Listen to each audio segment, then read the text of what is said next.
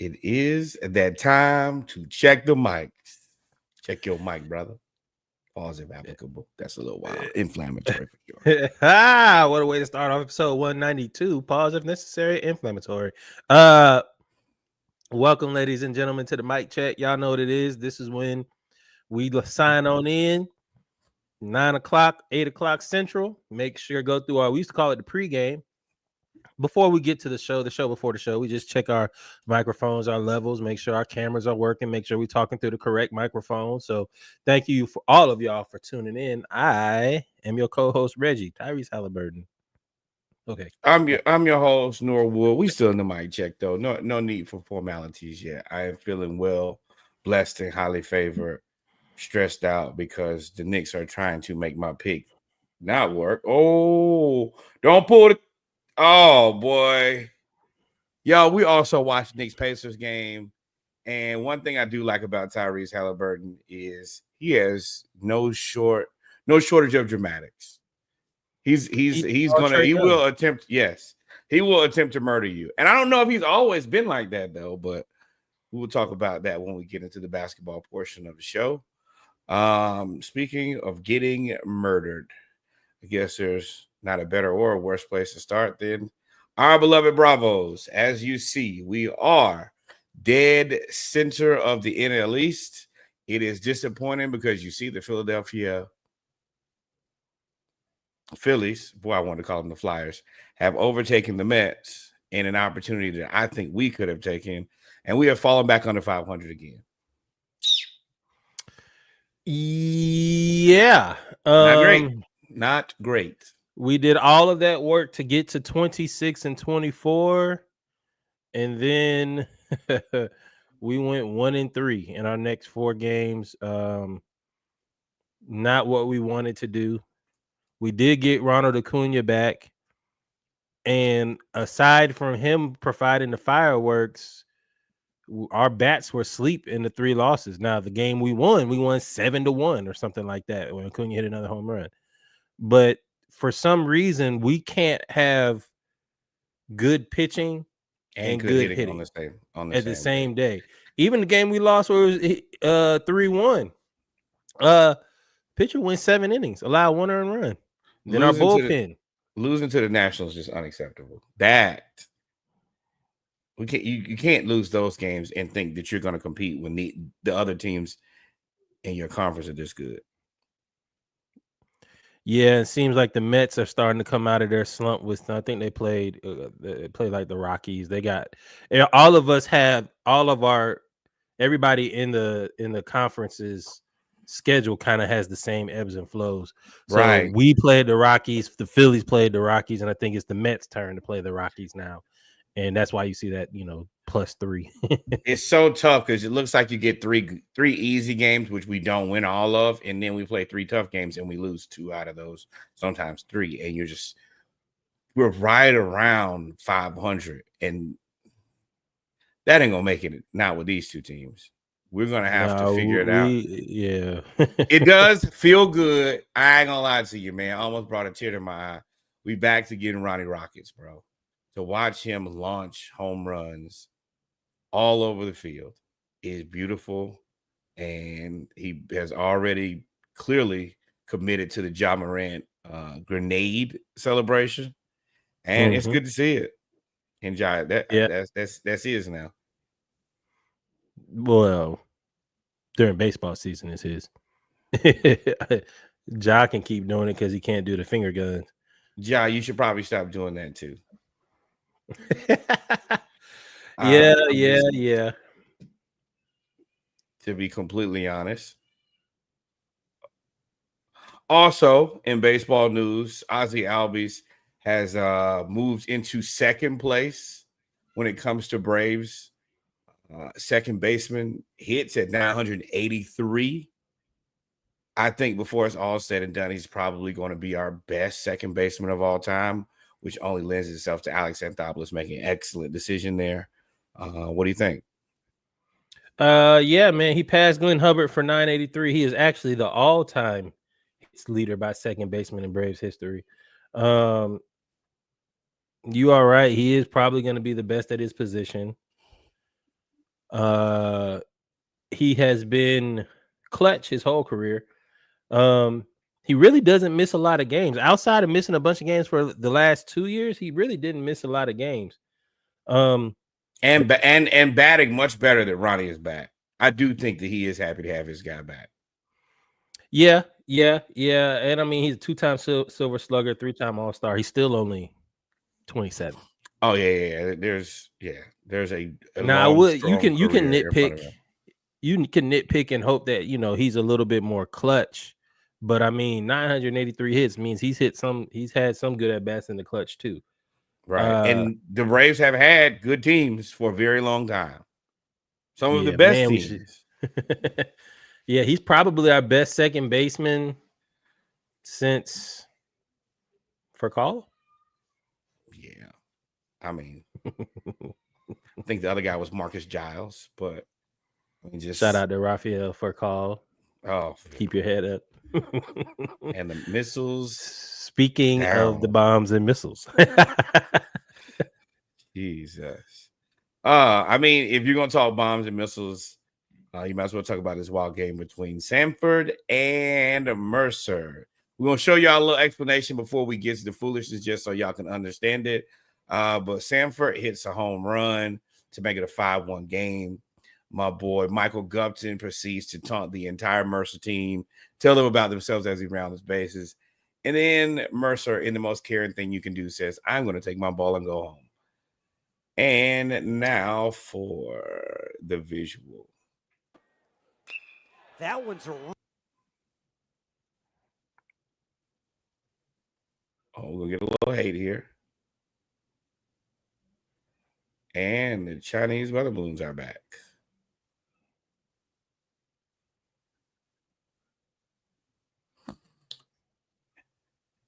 We're going to try to play it again. Maybe we'll pull it down and bring it back up. I don't know what the hate was there. Hold on. Let's try this one more beloved time. Hey, yo. That one's ripped to straightaway center. Brown will watch it go. Look at my man Mike Gupton, though. Going up 5-1. And he is letting everybody on the diamond know about it. Oh, boy. This is egregious.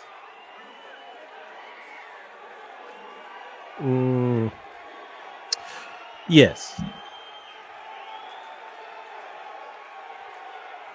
And I ain't even going to say it's egregious because there's context around this. I was about to say, what is the backstory? Because from what I saw, they haven't really released a lot of backstory about it. They just said that he was taunting in a very heated game. So this is also the game that sends them to the Southern Conference Championship. So they're thrilled. And if I do that, then yeah, I'm probably going to let y'all know about it. Now, the jumping around all over the base path is a little crazy. Apparently, I think the kid's name is Bradley Fry, tried to get over there near him because he had some things he wanted to say to him, which I'm also okay with. You taught me this crazily. I am going to probably have to have a conversation with this man. Eventually, Gupton sent home, Fry sent home, both managers, the backup managers, and apparently Bradley Fry's mother, who was jumping on the dugout, also sent home. Everybody goes home. Do not pass go. Do not collect $200. I know y'all say we race things out a lot. I knew it. I was waiting on it. We tried not to. I was waiting on it. But when you look at this video, there's no way that this was the initial action. I don't believe so. Now, I don't know. And that's why I brought up that they didn't bring out any details other than what you just said in terms of people getting kicked out on and stuff.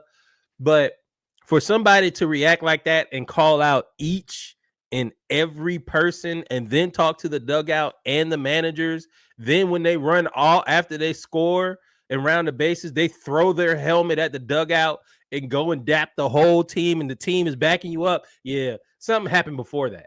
and that's I've actually looked up I've looked on the internet and I've been trying to figure out it. I guess what I could do is go and maybe watch the game.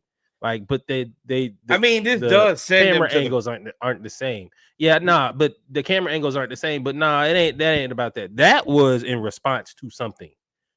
For somebody that likes to respond, let me tell you, that is a response to something. and he made sure he let him know. And I listen, I'm not gonna reserve any judgment until both sides of the story come out. Yeah. And I will say that Sanford hasn't really said anything. They just like, hey, it is what it is. And Mercer got sent home, fam. That's crazy. Mercer, boy, I ain't never seen somebody pull their team off the field for getting their ass whooped. That's a mercy rule. No pun intended. That part is weak. It's just weak. I don't have another good answer for you. We're gonna take our ball and go home. Even if you didn't like the way that Gupton was talking to you, throw a ball at a kid, hit somebody. I know that's wrong to say. But there's rules. There's rules. There are unwritten rules in baseball which make that perfectly normal. So no, that's how you get it. But I'm gonna take my ball and go home. We're done here. I mean, you literally took your ball and went home. Right. That's the end of the season. You ain't got nothing. Now that I think about it, you ain't got nothing to lose. Throw a ball at him and try to fight. What else they gonna do? Kick you out the game? Cool. I'll see y'all next year. We'll suspend you for the first play. Sure, whatever. Right. Cool. Now, that's the other part. I wonder if any of these, and I doubt they do, but the ejection has any implication on the Southern Conference Championship game they play against Tennessee State. I don't know, but I know that Michael Gallup is like very important to that team. I mean, Michael Gupton. Gallup plays for the Dallas Cowboys. Right. Michael Gupton is very important for that team. He's the speed and power hitter. Like he steals the bases and he's one of their better hitters. So, they laughing at him. So I'm interested to see how this goes. I don't think we'll hear any more of it. I think this was just some kids being embarrassed. It was unsportsmanlike. But again, it's uber unsportsmanlike though. It's uber unsportsmanlike until I can see the details. Until I can see the details, that's elite level chump off. It's like, oh, I am, and this is at their stadium. Oh yeah, I'm letting everybody here know. And we headed to the championship on your ass. Is Mercer and Sanford a rivalry, or is that Sanford? I feel like they should be. I feel like they should be. I don't know. I mean, they are now. I can tell you that. If it wasn't before, this is the birth of a new one. Let me tell you. Smoke in the city. Next time I see you, boy, it's on site. And that's when it's on site, meaning when I see you, not when we're in the same place. That is different. But, ladies and gentlemen, we come to the end of the mic check. Our Braves check in along with our baseball recap. We're going to take a couple seconds, and then we'll be right back with episode 192 of the Splashcast Monday Night Raw. Make sure you like, follow, subscribe, tell a friend, and tell them we on, man. Hey, man, y'all keep these Braves, lifted up in prayer. I just knew there was a light at the end of the tunnel, but that light is just more depth, more struggle and strife, and I do not appreciate it. We shall return quickly. Until then, you shall hear the tunes. Mark Anthony Jackson. We'll be right back.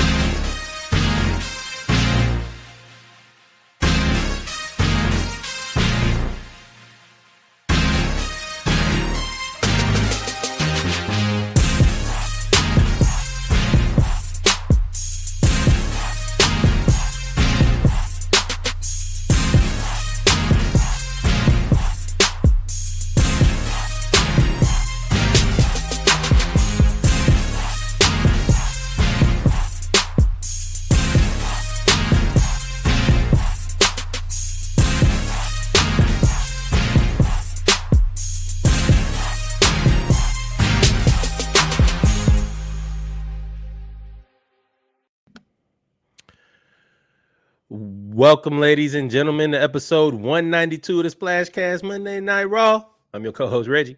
I'm your co-host, Norwood. Our powers combined. You already know what it is. We are your HBCU homeboys. You could have been anywhere else in the world. You came and kicked it with us on this Tuesday because we had a holiday yesterday. Hope y'all enjoy it. Yes, sir. Happy Let's Memorial get Day. into it. Happy Memorial Day. Let's get into it. How you doing, brother? How was your weekend? It was perfect. I found out that at my age, you gotta start your weekend here and then take it right on down. You gotta land that plane. You go right in, you come. So by Monday, I didn't do anything. Peaceful. Did a little. You got to give yourself a buffer now. You got to give yourself a buffer. You got to get that day of recuperation. You got that buff, it's gonna be tough. Let me tell you. That's why when y'all try to come to our cities and visit and say I'm staying until Monday or Sunday, look, just know that you're costing me a day of vacation. Because if you stay till Monday, I'm taking Tuesday off. I'm not gonna be at work. I'm not taking off. Not physically, maybe mentally, maybe emotionally. Run me my bread. Need it. My vacation is paid for, brother. But y'all know what it is. Y'all know what it is. It comes to Monday Night Raw. We start off with our HBCU news around the culture, followed by our basketballs because it's basketball season, playoff talk, and we'll round it out with football. So without further ado, let's get into our HBCU news around the culture. First, we have news out of Houston. Start off with the football team. There we go. Start off with the football team. Prairie View got their new coach from Valdosta State, Coach Tremaine Jackson. I believe he's from the Houston area, if I'm not mistaken. T-Jack. Yes. Came over from Valdosta State, 25-3, made the championship game. Was viewed as a home run hiring, especially in HBCU football, to get somebody of his caliber. If you remember the callback, we talked about how he came up with this 4 rules of engagement through social media, where you have 4 hours to respond. Do not talk about NIL as the first talking point, et cetera, et cetera, et cetera. Very aggressive.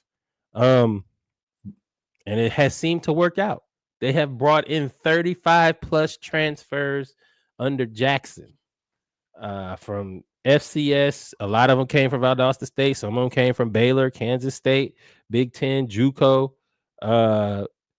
He seems to have added a jolt to PV that rivals Chinnisberry to South Carolina State.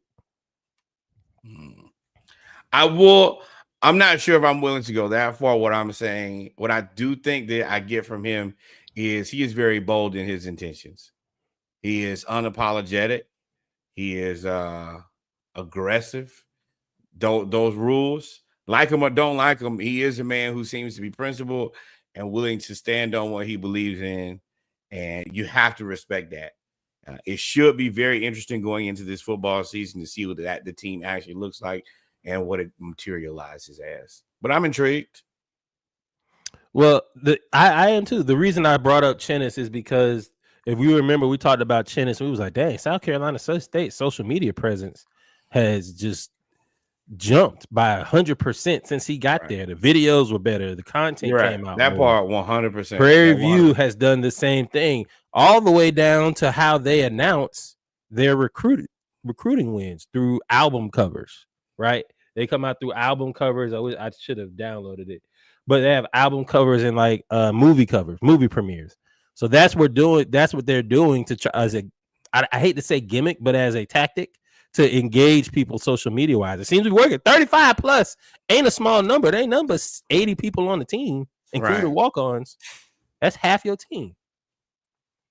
It's impressive. I want to see what it looks like on the field, though. You know, a lot of times we get caught up in the minutia of everything else about no.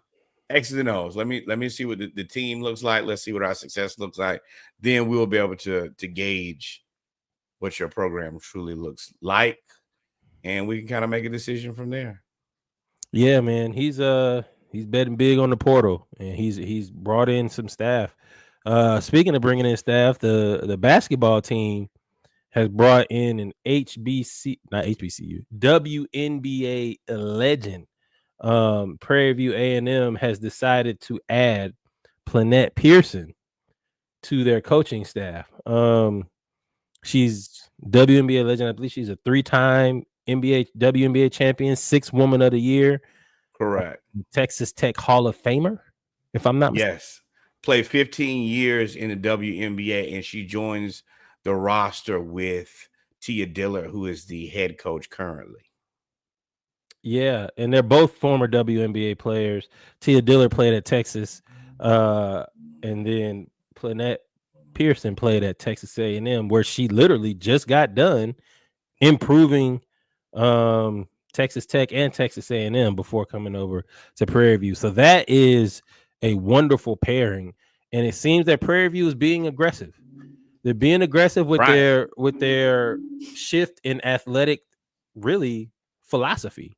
Right, so they're bringing in big names, big African American names, right, and improving the culture and growing the culture with a level of success at the highest level. It's not like, hey, I got a name or somebody, hey, you might remember from college. No, these women have had long, successful WNBA careers. I can show you how to do it on the high school level, the college level, and the professional level. And of course, we know that the WNBA. That just infinitely grows Prairie View's network. Congratulations. And overseas too, man. Yeah, definitely. Right. That's a whole different thing. If it don't work here, I can also probably get you a million other places where if you really want to continue to play basketball, we can make it happen. It's dope. It's a milestone. I love it. Milestone for sure. Speaking of milestones, we're gonna go to the baseball diamond real quick, where Dexter Kelly made his Major League Baseball debut. He is a graduate of Savannah State University. Former baseball star. Understatement. I believe he was I think they were in the SIAC before. I think he was player of the year back then. He's in his hometown of Atlanta, where he made his debut at the Battery. I was about to say Turner Field. At the Battery. Boy, it is. I could have said Fulton County Stadium. I knew that's where you were going next. Just the flags. But he was the head umpire in the inaugural Minority Baseball Prospects All-American game in 2020 as well. So he's paid his dues, and this is great to have representation of everybody from every dynamic. Exactly. Number one, I like this because he was a former, HBCU baseball superstar. Also doing it in your hometown. And more black umpires. We talk about more black baseball, more black umpires, especially from HBCUs. This is fantastic across the board. Congratulations to this gentleman, and continued success. Yeah, man, that's what's up, man. Hopefully it'll bridge, and we'll be able to have more umpires. I hope he does well, better than the ones that are out there now. Because boy, I'm not gonna say that. Congratulations, brother. We're gonna celebrate you. Yes, sir. And finally, Bethune-Cookman gets $300,000 from the NBA Foundation as a major investment in youth development aimed at empowering young black men through its Black Male College program. The initiative targets students grades 6 through 12 and does everything from mentorship, tutoring, and exposure to higher education and careers, part of a larger movement. It's tough, man. That's tough. Yes, $300K goes a long way, and this is, I want to make sure we say this clearly and loudly, just in case anybody else wants to donate. This is the Black Male College Explorers program based out of Bethune-Cookman University.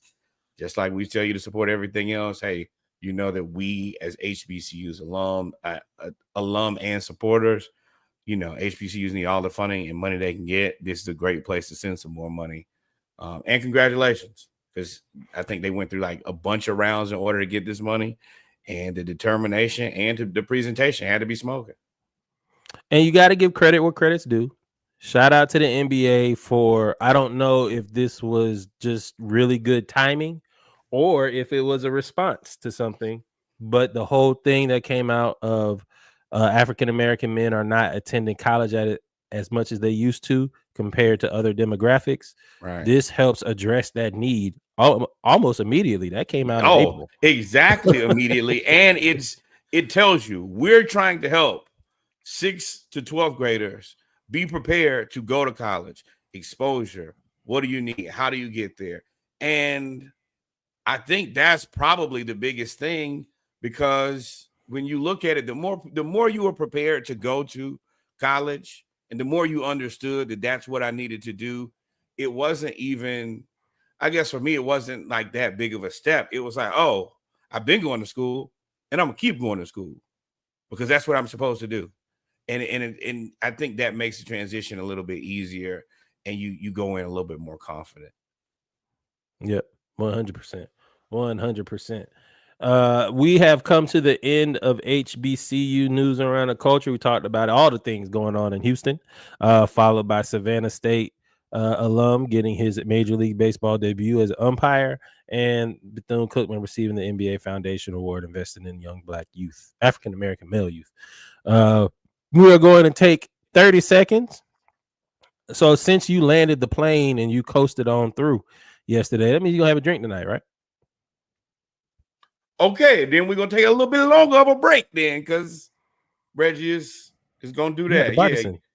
Yeah, I'm about to, my boy Bart going to go pour it up. We'll be right back. We'll be right bizac.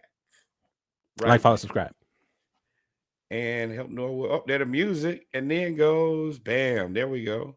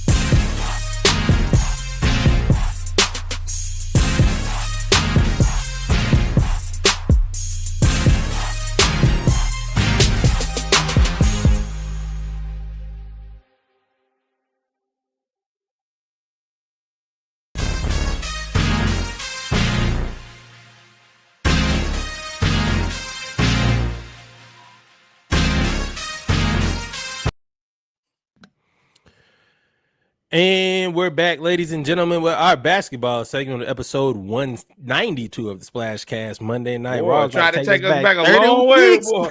Back to life.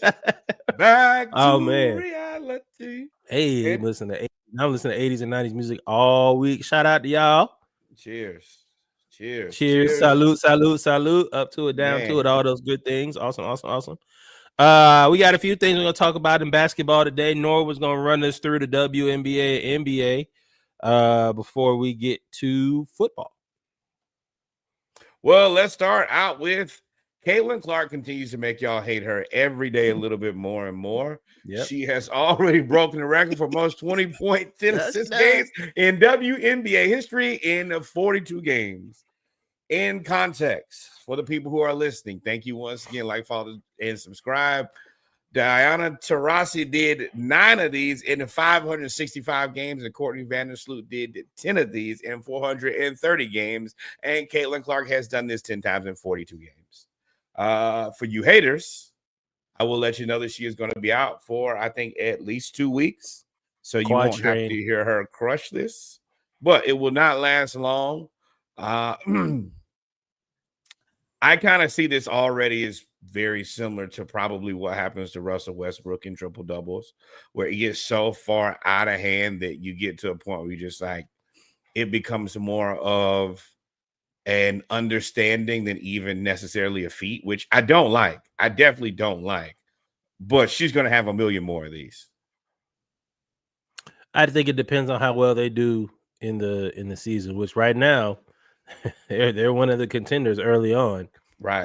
If they continue to win and she gets to the I don't know how they do it. They do a West. I don't know what they do. But if she's in they get in the conference finals or the finals every year and she's averaging a triple double, I think that lands more than, if you're 8 seed, or I think Russell Westbrook did it in Washington too, quietly, where he was good. That was the last time Washington was good, though. We forget about that. But Washington was bad.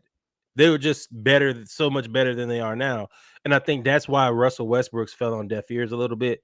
Because, he did it so many times, but it didn't necessarily translate to like big wins. If she keeps winning, this will be like when they combined the ABA and the NBA and brought in all that talent against them players in the 60s in the NBA. He was like, whoa, little influx of talent.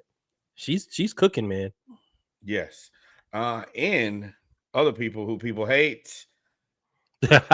Angel Reese, 400. Yes. Fastest player to have 450 points and 450 rebounds. I love this. I love this because they're finding ways to dominate in their own special way, but they are dominant. These fastest too. That means I've done it faster than everybody else in the history of the game. Congratulations. And continue to get them boards until they stop hating. Let me say this for y'all haters, because I actually watched when these graphics come out, and they Indiana Fever played the Dream, and of course you had the whole Clark versus Angel Reese thing, and y'all make this. Yes, Angel Reese has stuff to work on, but y'all are out of control by saying the only reason that she got this record is because she's rebounding her own misses.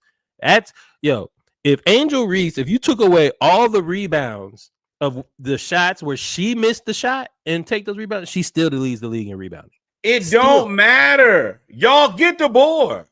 It's a missed shot. The woman averaging 9 points, 14 rebounds, 2 assists. What are you talking about? You can complain, but the girl's a damn good basketball player anyway you cut it. She cooking y'all on the board. Right. And hit the weight room. That's the part that frustrates me the most. If this is a man doing this, it's like, hey, bro, hit the weight room. If you don't like me getting these rebounds, because Clint Capella does it all the time, nobody has a problem with it, except for Reggie. But nobody's like, oh, right. I mean, I ain't gonna say that, but nobody's questioning who Clint Capella is as a basketball player because he's missing the ball and getting the rebound. And yeah, novices, you anger and irritate me, but that is fine because we can tell you're casual. Also, in Atlanta Dream news, the Atlanta Dream have unveiled a new court that says pay some respect to women's sports. I do like that. I'm going to be honest. I do not like the way that it's written in the middle of the court because it is very difficult to read. I like the collab between Cash App is trying to bring awareness to women's sports. They are, and the court looks cool. It looks like this is as close to like concrete that you're gonna get outside. It's a really good investment. It's showing a commitment to growing the sport. It's putting everybody on notice. I think the WNBA is scheduled to make $1 billion, or at least engross $1 billion, or maybe that's net. net $1 billion. Which one before they take stuff out? Gross. Net, Gross is net. Yeah, the net is what you get in the net. Gross is the sick you number keep. that you never see. Yeah, so I think they're gonna make $1 billion. They're projected to make $1 billion, which is a big deal. So this is just a commitment by Cash App, and you could call it bold. I understand the Sprite. I know you don't like it in terms of the script, but that's the Sprite script though. If you go back to the old Sprite commercials, that's what their font is, and that's how a lot of their stuff looks. So that's why they kind of stuck to it. It's not a hill I I'm like the willing to court. die on. I mean, the font to me is killing me, and y'all know me. I like symmetry. I like things to be even. That ain't doing it for me. But outside of that, at the end of the day, it's dope. I still like the black court with the green around it. I was excited. I don't know if y'all did or did not see Brittany Griner cutting referees' ass about being consistent as she and the girls prepare to go. Griner cussing everybody out. Right, as they prepare to go to the Clark playoffs. out. Hey, we got to make sure we say that. As the Atlanta Dream prepare to go to the playoffs, because we need all the playoff teams that we can get. Let's keep it real, especially your boy. So, yeah, congratulations to the Atlanta Dream. Congratulations to this new court, and we'll be there to see it. Yes, sir. And very, very interesting news here. European basketball academies are feeling the issues of NIL. Real Madrid and FC Barcelona are considering shutting down. I think that this is in direct response to guys not going to these places now and considering going to college because you can get NIL there. If you look in this first round of draft, you have a lot of guys from different places who could have very well been in these academies who have gone to U.S. colleges because of NIL opportunities, including Norwood's hopeful pick, Igor Demon from BYU, 6'9" point guard. You heard it. Yeah, this is interesting because fight back. FC Barcelona and Real Madrid. I want to say Real Madrid had Luka. FC Barcelona had the Gasol brothers. Yep, correct. So this is something I didn't think about when it came to kids going to the school.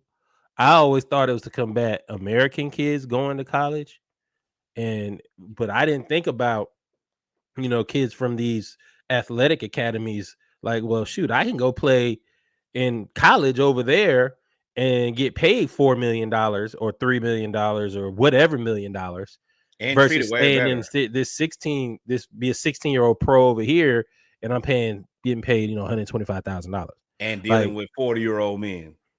Yeah, and you get to stand out, and I could play in college for 5-6 years. Then I could come back if I need to. I like this move. This is interesting because they're gonna have. I don't think they're gonna shut down all the academies. That wouldn't make any sense.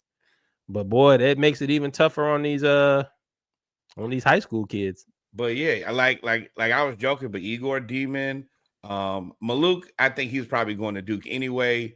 Kasparis, Giaconis, he's like 6'5" point guard. All of these guys are from other places, and I think in a different world, they probably don't end up at Illinois and BYU. If I'm leaving they get Germany. They're drafting stash. Right. So, hey man, NIL continues to be its tentacles, its fingers just continue to grow and affect sports in a way that I don't think that we considered all of them.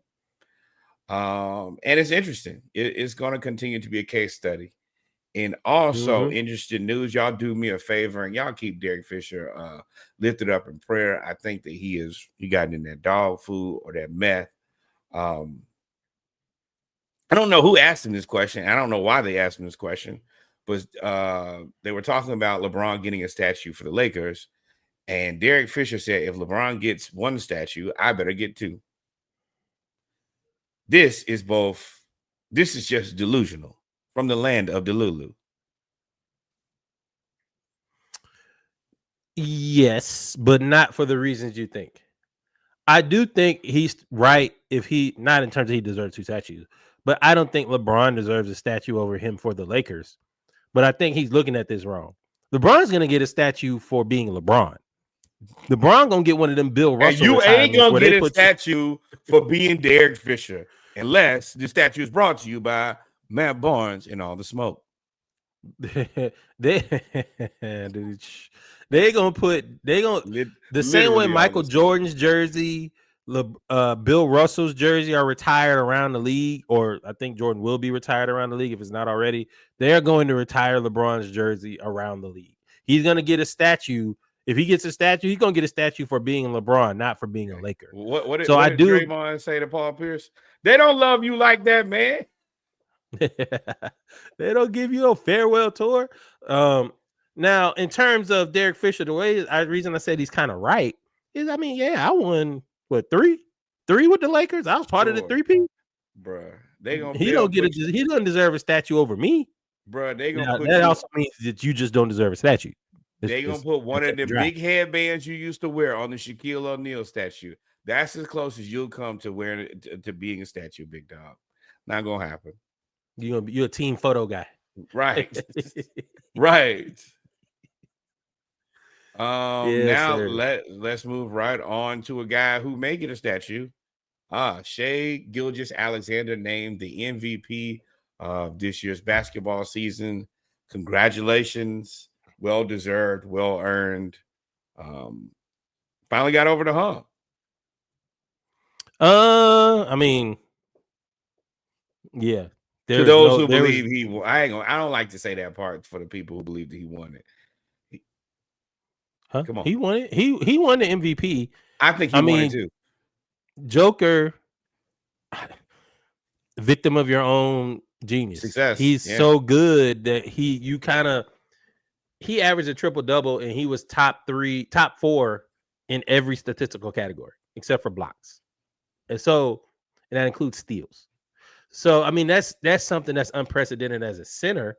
But Shai took the best team, who was by far the best team all year, and was the catalyst for being the best team all year, and led the league in scoring, and was a number 1 seed, and picked to win the finals. It's hard not to give the MVP to all of that. Very difficult. Right. And you might as well go right on here. The all NBA teams were named, and who numero uno? SGA, Joker, Giannis, Jason Tatum, Donovan Mitchell. Solid first list. Jalen Brunson, Steph Curry, Anthony Edwards, LeBron James, Evan Mobley, second. And I think I don't know if I question LeBron being there. I guess I don't.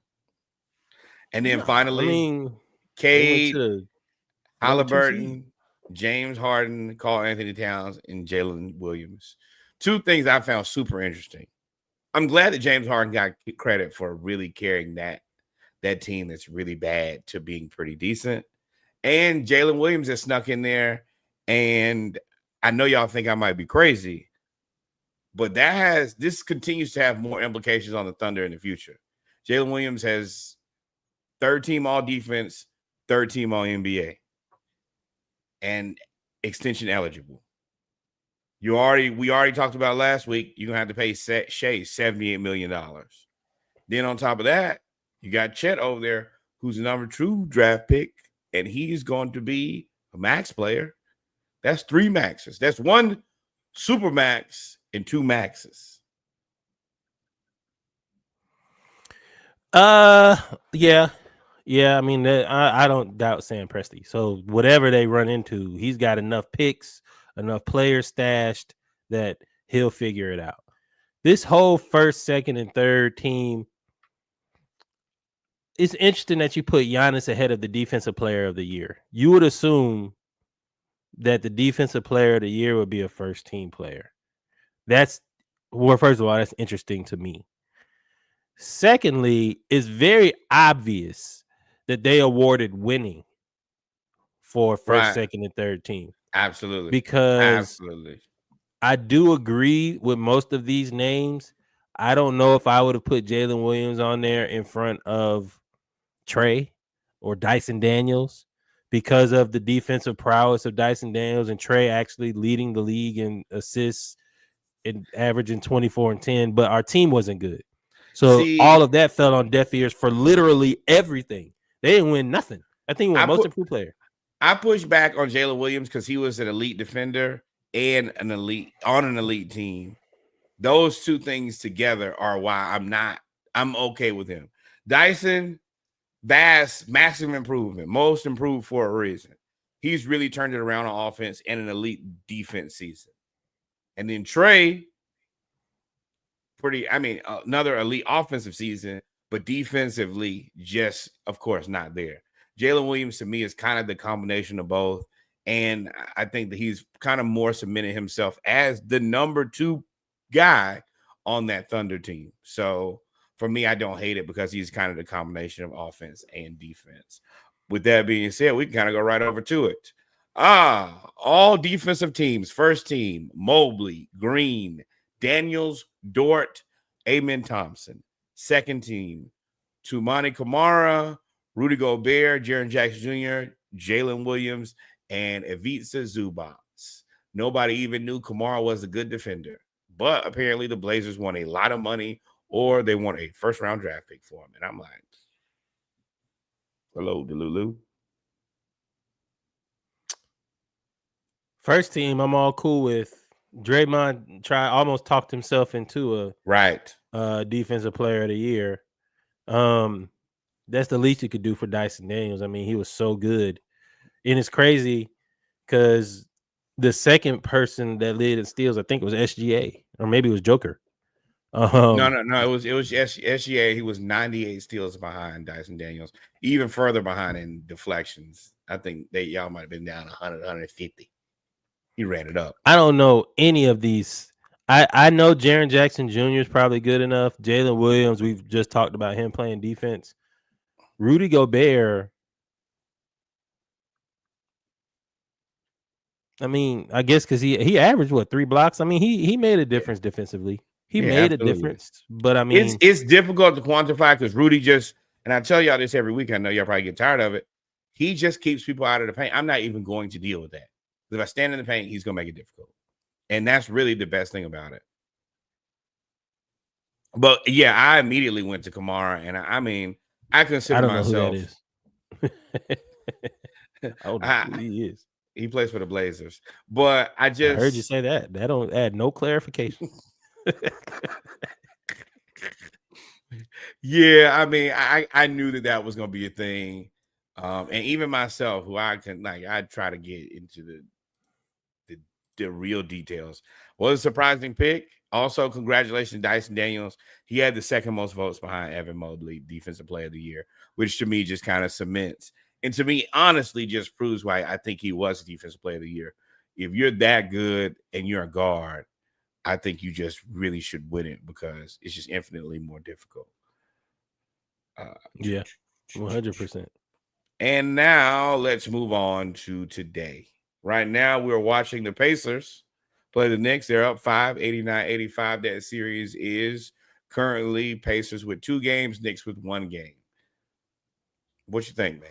And hold on, wait. Before we get into it, I predicted Pacers in 6. Prediction still holding on. And Reggie picked Knicks in 7.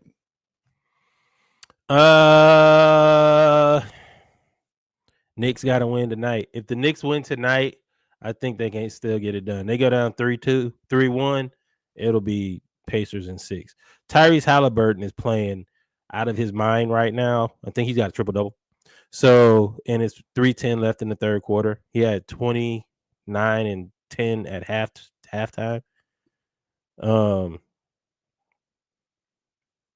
They are playing tough. This is a 90 series. They fouling, they shooting, they dunking, they disrespecting each other. Like this is exactly what the NBA wanted in New York Knicks versus Pacers. Cat grew up last game, and we keep saying that you can't keep growing up and then shrinking back down. Pause if necessary. Like Cat won them a game. If you think about the Justin Tinsley 2-1-1 theory, Cat got him a game, and now Brunson's got to get him a game. or the bench got to get him a game. And right now, what I'm seeing is going to be Brunson. Brunson got to step up because Tyrese Halliburton is outplaying everybody right now. He really took that personally. Oh yeah, and of course they didn't release his dad. He went to the game tonight. I'm sure had to sit up in the box. I'm perfectly fine with it. I mean, Carl Anthony, and I want to be clear. Even in the game that they won, they mostly did not play that well. And then Carl Anthony Towns came on in the fourth quarter and looked like the guy who we kind of been 22 points, right. And when full flamethrower, and that's one of the things that you have to have, especially as a Knicks player, is you want the signature game where it's like, oh, you remember where you were when you saw him do X, Y, and Z. And he kind of had a little bit of that. Jalen Brunson was in foul trouble and sat a lot of that fourth quarter. They got it done, and it was the definition of must win. And was that an anomaly for Tibbs? Tibbs played 11 players. Yes. And they won. And they came back from 20 down. Cat finally realized that there's nobody can guard him on the Pacers. And he decided, I'm going to the rim or I'm shooting open threes. And that's all he did. No mid-range, no step back, no nothing. He hit one step back after he hit 4 straight shots. And I was like, oh, this what we needed to see. And it energized the rest of his team. Mikal Bridges, stop shooting them threes, bro. Go back to the mid-range, dog. Oh, don't worry. You're going to be shooting threes on somebody else's team next year. You'll be in a role where they'll be asking you to shoot threes. I think that, to me, it's always been my kind of what I believed in is I think the Karl Anthony Towns, if you really look at it, he's the best guy on the floor, hands down to me. With that being said, when he wants to be, not even close. It's not even close. Right. The Pacers' depth is what sells me on the Pacers every time. The ability to go get 19 points out of Obi Toppin when you absolutely need it. TJ McConnell come in and just be a pest and look damn near like a starting point guard for just enough of the time. You got Benedict Mathurin, who is more than willing to bite you on the face. And you got more juice than the Knicks have. And as clutch as Brunson has been and as good as he's been in the playoffs, I don't know if he's getting tired or if it's just not working the same way. He is still smaller stature, very similar to Trae Young, where stuff works until it don't. And then when it doesn't, you don't have the athleticism to be like, oh, I could still be 7 feet tall like Karl Anthony Towns. And it especially with Tyrese playing as well. And Tyrese is dialed into a whole different. Ever since y'all called him overrated, he ain't like that. I won't even say that Brunson he's not really struggling as what you would think. He gets foul trouble. But I mean, well, that's the thing is Tibbs was most successful when he did not play Brunson and Karl Anthony Towns at the same time, because it kind of allows you to spread your defense a little bit versus juicing your offense.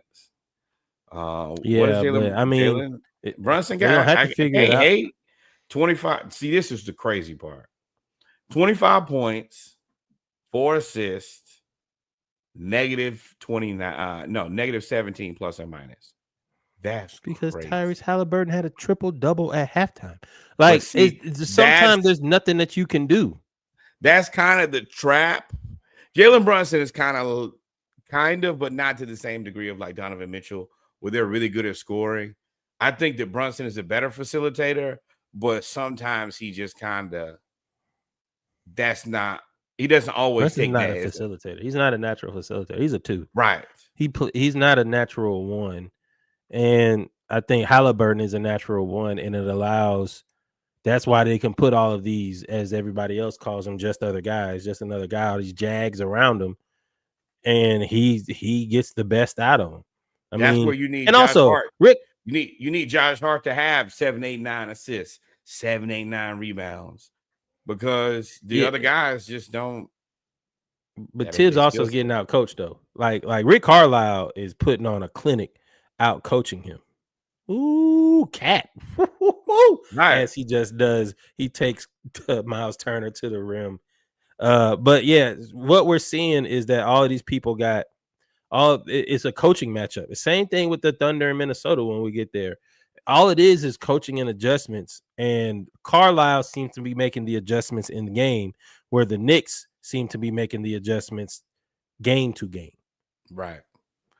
I think that they were better when the depth helps them. Now, I think that Tibbs has put himself in a bad way because you haven't gotten these guys used to playing. Then you go grab DeLon Wright. Hey, we need you to play. Landry Shamet, we need you to play. I have been a proponent of since at least All-Star break. Hey, Tyler Kolek. If anything, just get in there. He can score. He can be a secondary ball handler. He can maybe help facilitate with a team that doesn't have a lot of great facilitators and just did not play him because he's a rookie. And, I mean, if you know Tibbs, that's not a surprise.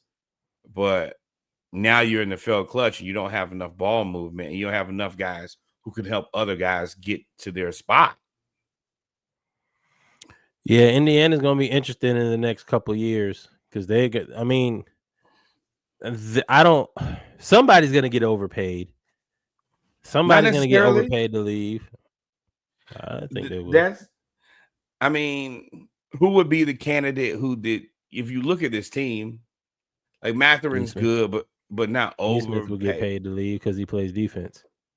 Yeah, but not okay. Benedict Matherin might want more minutes, but the minutes thing, they can carve all of that stuff out. Right. You can carve because they can get rid of players, but I think that they're a team that actually is pretty decently set up for the TV deal and cap smoothing, where, all right, Neesmith, you can probably get, maybe $20-25 million a year as the cap goes up. I would be kind of okay with that. Benedict Matherin, $20-25 million. You got to pay Tyrese, but you got to pay him. Pascal's on you would assume his last big deal.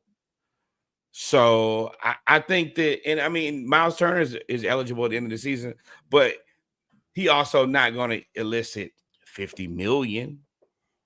He's going to be paid probably $25-30 million, which is kind of what you pay starters now. They pay him now. That's what they pay him now. They're going to pay him. He's going to want about 40 because I think he's at 2 years, 80 right now or something like that. I mean, I don't, as much as I love Miles Turner, I don't think that he's played this playoffs in a way to say that you get paid more than Pascal Siakam. Harsh reality. And he's a stretch five. He shoots the three and block shots. Yeah, now, but if you exactly, and that's the issue, bro. You not rebounding at least a decent level puts you kind of in the fail clutch. And right now, what does he have? 12 points and 1 rebound. No, you cannot tell me that in a must-win, like I'm not gonna say must-win playoff game, but in a very big playoff game, you got 1 rebound and you're 8 feet tall, and you want how much money?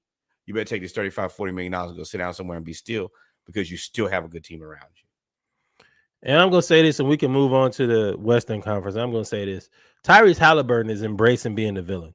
He just hit a deep 3 from the logo and did the Jalen Brunson 3-point celebration. Nasty work. I love it. I like the spice.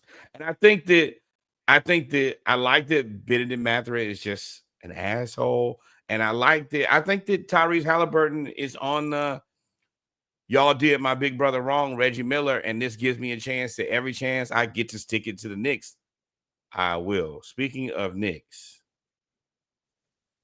the mayor, your boy, decided to rename all of the streets in Manhattan for Knicks players. So I think that this is terrible across the board. But let me tell you a couple people who should not have anything named after him. DeLon Wright Circle. Excuse me? Bro, no. PJ Tucker Terrace. He should have got a driveway or something else. Way more important sneaker collection. Landry Shamet Circle. What are we doing here? Pecan Dottier Drive. Don't even know who that is. Tyler Kolek Lane. I like Tyler Kolek. He don't even play. Aerial hoop party? No. This is terrible. This is why, and I don't blame all Knicks fans because my homeboys who are Knicks fans are actually relatively reasonable. With that being said, this is too far, Eric Adams.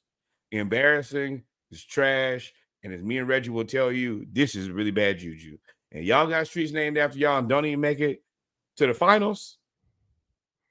Yeah, they ain't made it this far in 24 years, right? You don't name streets in the city They of New made York. 14 years. You Willie don't Melo was name there, 2011. You don't name streets in the city of New York, not the Big Apple. This is the most participation award BS I've ever seen. And I can't believe the Knicks fans. I don't think the Knicks fans really support this. I think they're probably okay with it because it just happened. But it ain't no way you think that this is like reasonable or cool. That's all I got for this. Embarrassing. Okay. Timberwolves OKC for the first time that I've seen this year. SGA was the MVP, and it wasn't even a doubt. OKC on the brink of letting the Timberwolves come back and tie it up. Go down to Minnesota and win game 4 to go up 3-1. SGA has the game of games along with Jalen Williams and Chet. And that 3-player core that you're talking about before led them to a victory while stifling Ant Edwards and Julius Randle turning into a pumpkin again. So it's interesting that we both picked the Wolves in 7. What did you think when you were watching this game? What was happening? I gotta be real here. We know the truth here. Minnesota's Minnesota. Anthony Edwards, get your ass out of Minnesota. Don't waste no more time. It ain't gonna happen there. We know it. We done seen it happen too many times. I get it. You want to be the guy. You ain't gonna be the guy. Get out of there. Do not be Kevin Garnett. Do not be Stephon Smallberry. Do not be Kevin Love. You get your ass on out of there right now. First thing smoking. Demand out. I want to be out. I disagree. I think I put it in the group. Rudy is gonna have to take ballet lessons or something. He's so offensively uncoordinated. You can't fix that at this point. It's insane. But on defense, he's not uncoordinated at all. Like on defense, he's good. Now I will say the Thunder are the team that can neutralize whatever size advantage he has in the paint, being 7'3", because they got Chet, 32 years old. They got Chet and they get them young boys and Hartenstein and the other Jay Williams.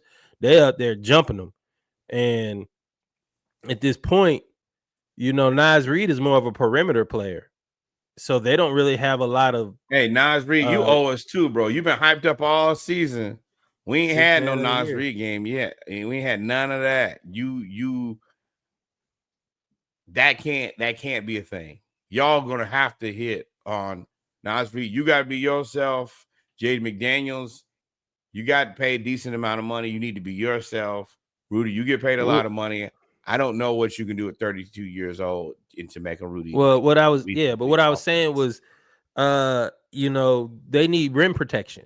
And if you can't have Rudy is such a hindrance on offense because they just send the second man to Ant now, and they just take Ant out of the game and they say, we're going to let everybody else beat you because Rudy cannot do anything with the ball. His coordination and the way that he can catch the ball has gotten worse. It's really bad. So what I was saying was Minnesota, I don't think Ant needs to leave because if you look at the makeup of that, they have Jay McDaniels, so I believe they re-signed already. And he is a good defensive player. I didn't realize he was 6'10", 6'11". So like he can actually, when he lays the ball up, I mean, he's at the goal. So they have that. You have good role players around him. They need another point guard. I love Mike Conley, but you got to get somebody. But they that was gonna be my hold up. Let me finish. So they get those. So with the point I'm making is I don't think he should leave. I think that they do need to swap out centers. I don't know how they would. And I do think that they need another facilitating point guard. You got Mike Conley. You got Mike Conley. You either got to step up or you got to go home. I think that Rob Dillingham should be playing more, especially the numbers came out on Anthony Edwards' drives. He was double teamed on 100% of his drives. So he's making the right play of giving the ball up. That means that if he's not going to be able to do that in the half court, y'all have to run a different offense. You have to run through somebody else. And you have Mike Conley, who is a talented veteran, and you have Rob Dillingham, who you drafted to be this guy, and you traded for him. Because remember, it was the Spurs pick. If you're going to trade for Dillingham. But he's not a facilitator either. No, but he's also a guy who has a bag who, if you're going to double on Anthony Edwards, then let Dillingham kill a person. That's what you drafted him to do. I see him more of a Jamal Crawford type, 6-man. Just come in and cook. You let him cook, though. What I'm saying is they're not giving Dillingham a chance to even cook, which to me, you don't have enough if you don't do that. You don't have enough offensive juice if you don't do that. I think they're getting by with Alexander Walker. I think they like him. I think the role players around him are actually very, very good. It just so happens, like I was saying before, the Thunder are the Thunder. Like they are good at they are too deep at every position. Center, power forward, guard, small forward. The only one they're probably not too deep at is point guard. But it don't matter. They just bring Isaiah Joe or they bring Keaton Wallace, who I did not know was Ben Wallace's son. Keaton and Jason, off the bench. Come off the bench, and then they just play out. Their defense is so crazy. Lou Dort is really good. Like he stifles. He must be super strong because he stifles Julius Randle. There is no back down of Lou Dort at all. Everybody ain't gonna make it to OKC because somebody's gonna pay somebody for one of these guys. You need defense. Hey, what will it take for me to get Dort? Because he is a middle linebacker in every sense of the word. Built like one, move like one, defend like one. I got it. Yeah, because Julius, bro, all that pouting shit you be doing, you can't. I understand when you're not getting the call. I understand when you frustrated, dog, but you can't clock out on defense because you're not getting the call on offense. Yeah, I know it's difficult to do, but you can't. You the number 2 player, and you be skinning and grinning when you got it going. That's my only thing is you got to maintain it. You gotta make it happen. And between you and Anthony Edwards, at the end of the day, and I hate to say it, Julius, you and Rudy are going to end up being the scapegoats, right or wrong. You better do the best thing you can for your own self, because Anthony Edwards they're not going to lay the responsibility at Anthony Edwards, and I don't think they can. Nah, I think he can't. True, because he's the face, and you don't want him to leave, so they're not going to blame him, or the Wolves won't let him blame him. But I mean, he can't go out there with another 4-point half. If you supposed to be Anthony Edwards, you can't be. You got to be aggressive. That 4-point half with four shots. That part, I don't care if they triple teaming you. I have to blame on coaching though. If I get doubled on 100% of my drives, then we have to do something different. Because if Anthony Edwards was once a guy who shot too many shots when he was getting doubled, and now he's passing out of the double team, then yeah, you got to do something different. You can't be mad with him for shooting too many difficult shots. And then now you change and say, hey, well, when they collapse on you defensively, you got to kick it, and he kicks it, and he's still wrong, then he's just wrong to me, in my opinion. Now, before we go, I brought this up in the chat. I feel like Minnesota is 1 3-point shooter away.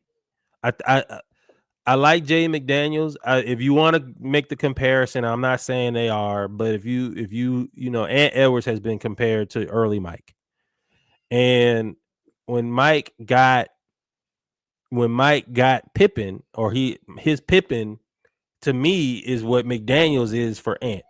McDaniels can guard the 1 through the 5, really.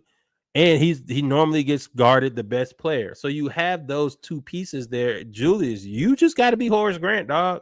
Hit the open J, hustle, get rebounds. But Scotty was still, Scotty wasn't no slouch on offense. Top 50 greatest player. Yeah, I know. Yeah. I mean, it's like, and I love the defense, but hey, Scotty is still getting you 18, 19, 20 points a night on top of that. And taking the toughest cover. So I think McDaniels can progress to that. Remember, McDaniels ain't nothing but like 23 himself. Like they both young. I mean, he might be 24, 25, but they both super young. I agree. I don't know if I think that's a lot to ask of Jamie. I don't think you ever gonna be Scottie Pippen, bro. You ain't gonna be that. No, I ain't saying you're gonna be Scottie Pippen, but you gotta fill that role. That's your role. I don't think he's capable of that. I would like for him to be that capable, but I think that is a tall order to ask of anybody.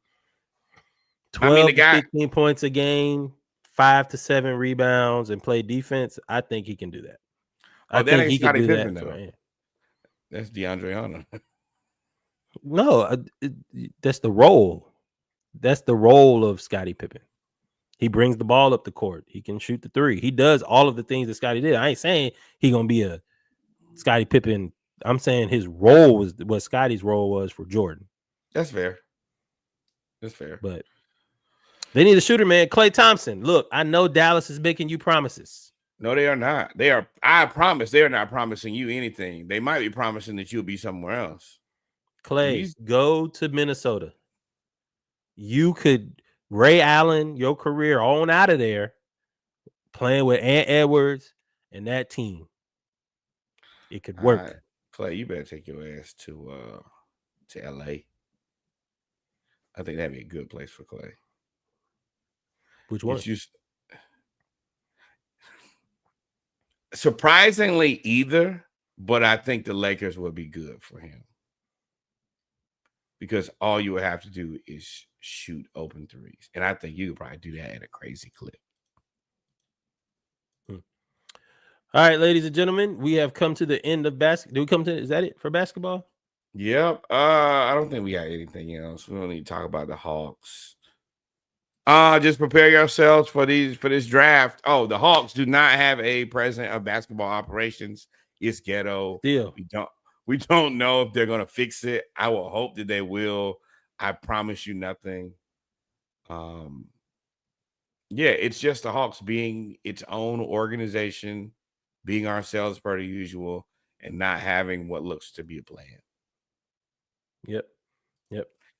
That being said, ladies and gentlemen, I'm gonna go get me another beverage. It is summer break over here at the Davis household. Kyrielle, I don't know if you heard her in the background, but she is out of school this week, so we are working from home. She is having the time of her life, cookout food and sweets and all of that stuff. So all that Memorial. Hey, some leftovers in there. Go in there and get your hamburger.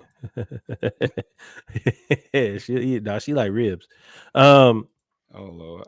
But yeah, exquisite, expensive palate. Right. We will be right back. Y'all like, follow, subscribe. I'm gonna give me another beverage. See if the Knicks can come back. They called another offensive foul on the Knicks. We continue. We'll be right back. Y'all stay tuned.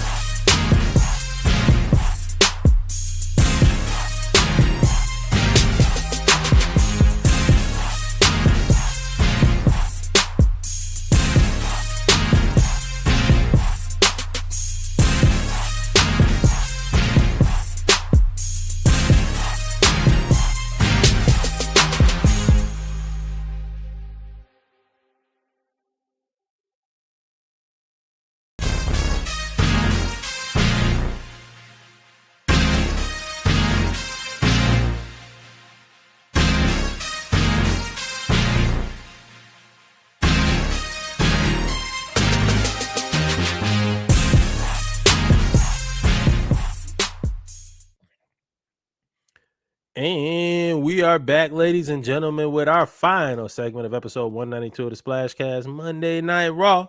Our football segment, news around the league. Going to talk about some high school, college, NIL fallout, and then we'll get to the pros.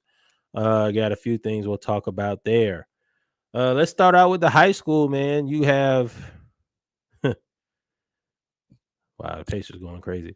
You have Buford High School, who has spent $62 million, $62 million on their new stadium. It's the most expensive high school football facility in the nation.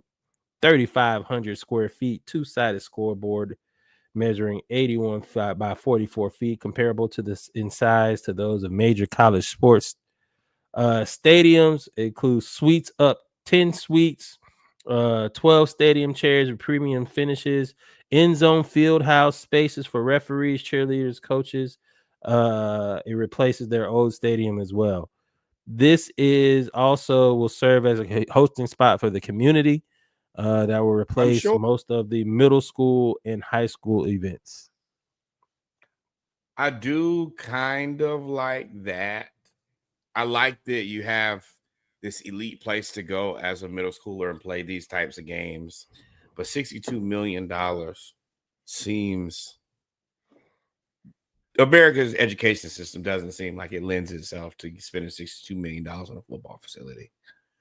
And that's just me. Well, the education system didn't spend $62 million on a football facility. That is what you call a booster. Buford is a factory when it comes to putting out players.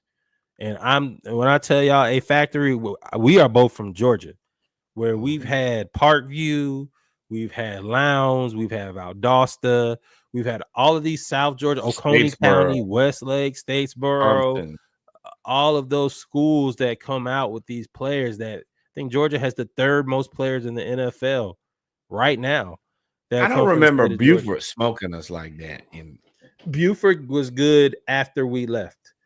Buford overtook it was the first Gwinnett school to really kind of go crazy. Now I remember Parkview. That Parkview Brookview era with Jeff Francoeur. Let me tell you, boy. And Brad Lester that played at Auburn. Bruh. Parkview. Funny story. That was my brother's last high school game was against Parkview. And you played against Jeff Francoeur? Yeah. I think Jeff might be a little bit older, but they right around the same age. Jeff. No. Lester. When did Lester graduate high school? Don't give me the line. We'll talk about Francoeur graduated our senior year. Nah. I'm sorry, our freshman year was his senior year, 2000. My brother's older than that. Oh, he like Parkview for real though. But go ahead. Boy, when I tell you get over there to Parkview and I like Georgia football guy through and through, all over. Parkview, first thing you notice is this is a college campus. And now it's a college campus 30 years ago. Let me tell you.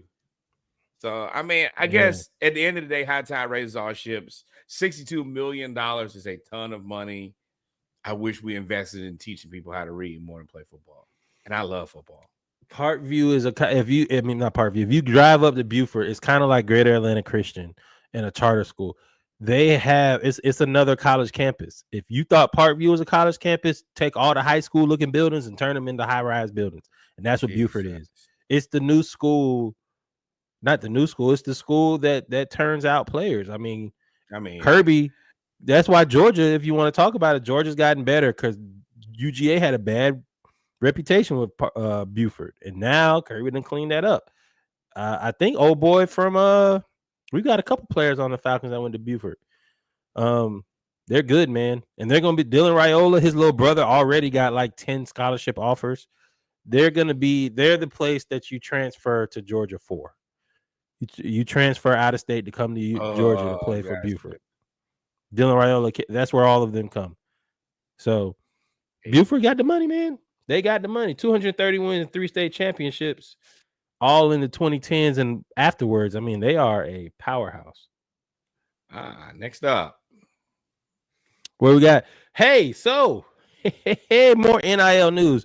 USC booster, who apparently has to be a pretty substantial booster, has threatened to pull USC out of his will if they do not continue the USC Notre Dame rivalry.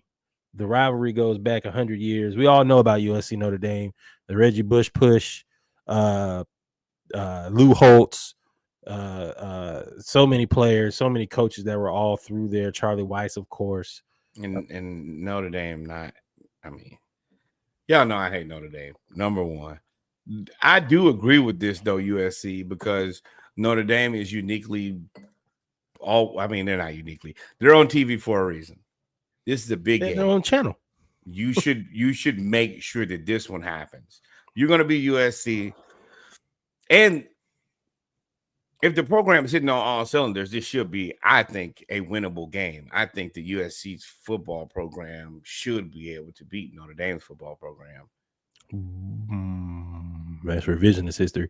That's because in our lifetime, I think Notre Dame went through that lull, but historically Notre Dame is. I agree with. But I'm dealing with it here and now. And you gotta be love faithfully. You gotta be honest, USC. I'm gonna piss a lot of y'all LA folks off. I'm gonna say it. Really ain't no USC without Notre Dame. That rivalry helped grow y'all school. I don't hate that. But you also got USC, UCLA too now. Both important. Not in football. USC, UCLA was basketball. I agree. USC Notre Dame is what that grew both of those schools' football programs. That's like, to me, saying that Hampton don't play Howard no more, or Southern don't play Grambling. Like you, no matter where you move, them two games have to happen. Right. And that's one of those games that has to happen. Plus, it's too much money. Too much money. Yeah, that's really the thing. Is there's so much money on the table? Why wouldn't you? That's one of those. Yeah. Everybody is rich at the end. Even if you lose, might as well make a couple dollars in the process. Negotiate with NBC. We're gonna put all USC commercials during the game. USC and Notre Dame commercials. This is gonna be like when you go to an HBCU game and they play them commercials on the big screen. Don't Pac-10 this. This is a good thing. Don't blow it. Y'all, everybody gets rich. We're gonna briefly talk here about the Falcons because this is an Atlanta-based podcast. Always remember, follow, subscribe, especially if you're Falcons, Hawks, Braves, Gators, Bulldogs, Dream, Atlanta United fan, because we love you. It's not a ton to talk about. They're pretty excited about the safety position with Watts. And what's the other kid name? They've affectionately named them Billy Bowman. They've affectionately named them Fire and Ice. Billy, of course, is fire because he is fiery. And Xavier Watts is ice because he has very little to say. And they believe that defense, those two guys at safety, they believe to be the third and fifth best safety in the draft. I don't disagree. I agree. What I've noticed from OTAs are a few things. They are you can't really pay attention to the depth chart yet because there is a lot of veterans that didn't show up, right? For whatever reason. Now Kirk Cousins is isolate him over here, and then we talk about the team. No disrespect, but we know he ain't gonna be here. I'm interested to see. I don't know that. They're gonna try to figure something out. I do think they're gonna try. Yep. What I do see is competition. Raheem Morris in his press conference talked about competition. That was the buzzword. Nickelback, they got everybody playing Nickelback. D. Alford, Billy Bowman, Clark. Who did we just sign? Clark Phillips. Hell, they even had King. They switched King, who was like a fan favorite for a guy that came from the practice squad. They switched him to safety. They played Jalen Walker at the end, and they told him they're gonna, focus on the end, but then he's playing off the ball linebacker too. So they are playing a lot. and they are trying to figure out who gives us the best chance to win. Give me my on 5 defense. best guys. Because that's I think is going to make or break their success is, and I hope we do more of this, is play all your best players at one time. Jesus, I don't care what it takes. Just play them all. They got to figure out what they're gonna do at CB2. I like Mike Hughes. I think if you just let him roam, I think he's a really good DB. If you let him roam, put him wherever you need him to play. I don't know if I'll roll with him at CB2. I like AJ Terrell. I like him at CB1. I would love to add. Now, Jalen Ramsey is going to take a lot more than you think to get him. It'd have to be a buyout almost for us to get him. But we need to address the CB2. Offensively, I hate him. Kirk Cousins. Miami? Anybody. Anybody. If you want Kirk Cousins, me and Reggie will facilitate the move. Kobe Bryant. You still got Helms from I was about Alabama. to ask you about him. They are hyping this dude Kobe Bryant up, and I didn't mean to get into the weeds. They are hyping him up crazy. They are they are talking about he's going to contend for number 2. This is my thing. You have enough guys. Mm-mm.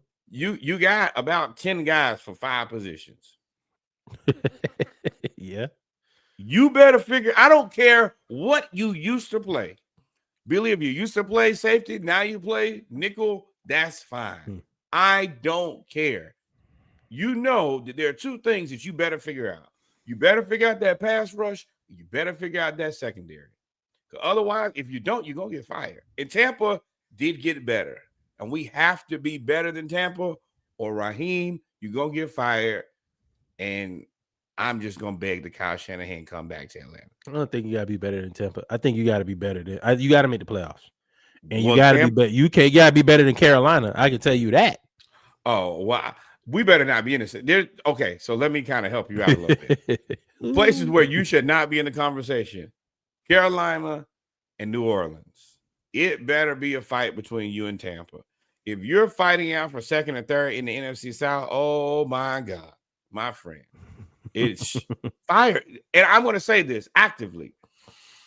If you're not winning the NFC South this year, you probably should. If you don't win it this year, then you deserve to be fired. And I'm going to tell you why. That means that Tampa would have won it 3 years in a row and they're bullying you, or you let Carolina pass you, or you let New Orleans pass you on a retired quarterback post-draft. In any of those situations, brother, you're not long for this team. But that's all I really have, unless you have anything else on those guys. No, y'all know me. I might shoot some more videos, my own, to get kind of nerd out in the football a little bit.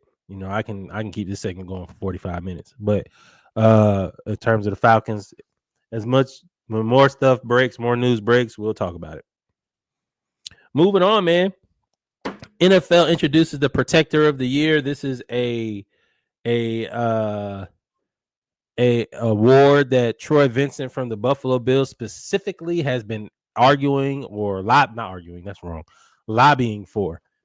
It basically will launch the annual award celebrating the league's best offensive lineman. Trent Williams probably would have won this award 10 years in a row.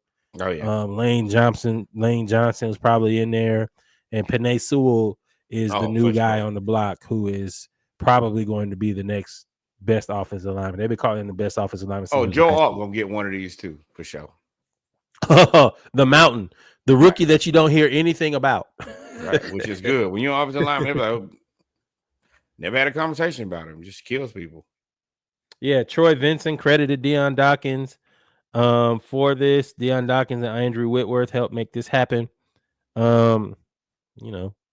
If I agree, because they're not gonna. You'll never have an MVP offensive lineman. The closest we got was Orlando Pace. He was so good that he was third in MVP voting. I don't know how you even quantify that. I do, by picking them people up off the ground. So would you like a little syrup with that pancake? Excuse me. Excuse me, my boy. Funny story. Real quick. Denver Broncos avoided transfer portal players during the 2025 draft. They made a note and said that loyalty from a player to a program is more important than with the production if they jump from team to team. They said it speaks values. Peyton is likely he's likely has emphasis on stability, adaptability with a single system, and a locker room of consistency. If you remember him in the Saints, that's what he did. He kept the core players around and just added fringe pieces and got the best out of all those fringe pieces and did what he was supposed to do. So this doesn't surprise me, and I think it could be an effective strategy if it works. I don't hate it. I do. I think that it does kind of protect you against the AAU kids who are just looking for an opportunity, which is a real thing. The only guy who they got who was in the transfer portal was Caleb Lohner, and he also played basketball. Sean Payton is he didn't count. Man.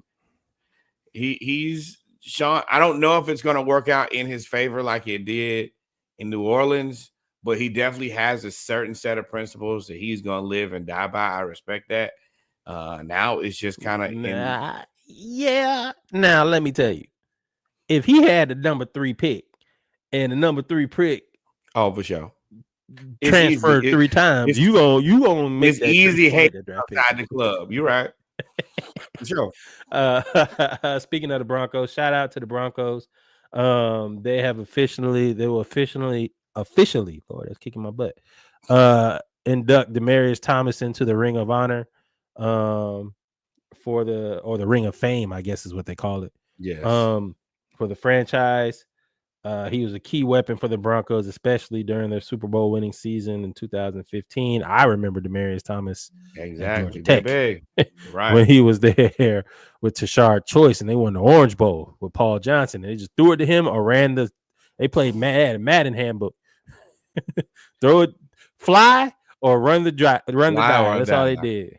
Yeah. So unfortunately, Demaryius Thomas passed away for a freak accident. Somebody hurt. Oh no. Oh no, he can't get up off the ground. But shout out to Demaryius Thomas. Shout out to the Bills. This is fantastic. They already put his name on the field. They already put his number on the field. So to put him up there and put him as an immortal figure of this team is awesome. Yeah, fantastic. And of course, like you said, Georgia Tech alum, we 100% support this and love all of this. So congratulations. And it just gives another chance to celebrate a bright life. Definitely gone too soon. Yep. Oh, hold on 1 second. Actually, while we do that, I'm not sure if this has been released yet, so I'm not 100%.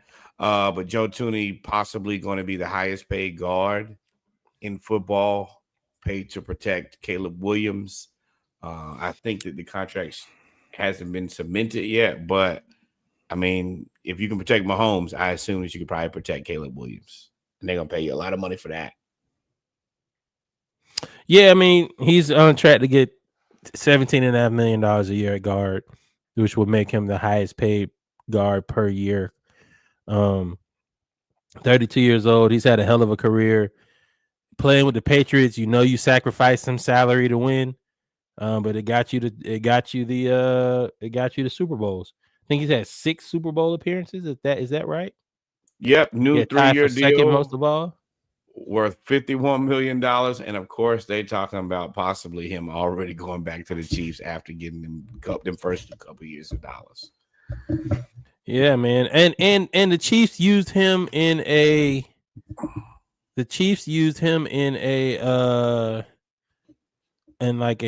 swing tackle position. He was so good, he played center guard, tackle, left and right. So hey, you need me to be versatile. Great. By the way, I could do that. He's good, man. You got to pay him. And Chicago, Caleb, I said this before with other players, they are trying to remove the excuses. Right. Your dad, the whole book that came out, we never really wanted to cover it, but the book came out. some news came out about y'all trying to circumvent the draft to not go to the Bears, and then how the Bears weren't preparing you, and you kind of got, and they didn't help you, so it gave you an excuse for the first year. There ain't no more excuses. They went and got Ben Johnson. They done went and rebuilt. They spent so much money this offseason. It's crazy on the offensive line. So they are all in. Now, Ben Johnson still has to do his part more than anything, but personnel-wise, they've given you more than they've given you more than they've ever given anybody ever before in the history of the Chicago Bears specifically. They've given you the sun, the moon, and the stars as far as their budget has ever been concerned. And it is going to be tough to get out of there and not win if this franchise is giving you more than they've given anybody else. Hey, man, you at least got to pass for 4,000 yards one time. I don't think they've had more than. Oh, yeah. I mean, and this is the other part is the bar is super low on being the best ever there. Receiver or quarterback. Like right. you could literally just go out there and be par. I just need you to par out 7. You're a wide receiver. I want you to know that you're competing with Walter Payton. Who was a running back from the 70s. Exactly. From the 70s. He played when they put their finger in the wide receivers put their finger in the dirt. That's not true either, but it's funny. It is true. Go back and look at some of the tape. They was lined up like tight ends out there by the numbers. Yo, Charles Woodson, I love this story. And I love this story because Charles Woodson has become a limited partner for the Cleveland Browns. Charles Woodson is a Michigan State icon. So the only way I can mathematically compute this is icon, state of Michigan icon, not but a this Michigan is my thing. State icon. No, I think that Woodson is from Ohio. Yeah. You said Michigan State icon, like the Spartans. No. That's like saying a Florida State icon. You're right. My bad. You're right. My bad. Clarify, brother. Yes, he is a University of Michigan icon. But he is now an owner of the Cleveland Browns. So in my head, the Michigan Wolverines and Michigan owns Cleveland now. I don't know how y'all reconcile that. That's something that's something y'all got to deal with on your own time. I'm glad that couldn't be a problem for me. But yes, also from Fremont, Ohio. So I get it. Hey man, it's fire. A limited partner, he's transitioning. He went from on the field to in the broadcast booth, maybe not the booth, but he went to commentating for a little bit, and now he's going to ownership. I'm all for ownership. Right. And if you're going to try to stabilize, if you're going to try to you got to stabilize an organization. No better person to bring in who understands how to be a professional. Anything, he could at least help out the rookies and the younger players be professionals and change. This is Grant Hill all over again. I'm gonna do a little bit for y'all, and by the time I sell this thing, if I choose to sell this thing, it'll then quadruple just because of the way that inflation goes. I'm gonna get rich on this and do whatever y'all need me to do. Now I'll show up and talk to whoever I need to. On a somber note, we are going to say T's and P's, thoughts and prayers to the family of Jim Irsay. Big Jim, as they call him. Passes away in 2025.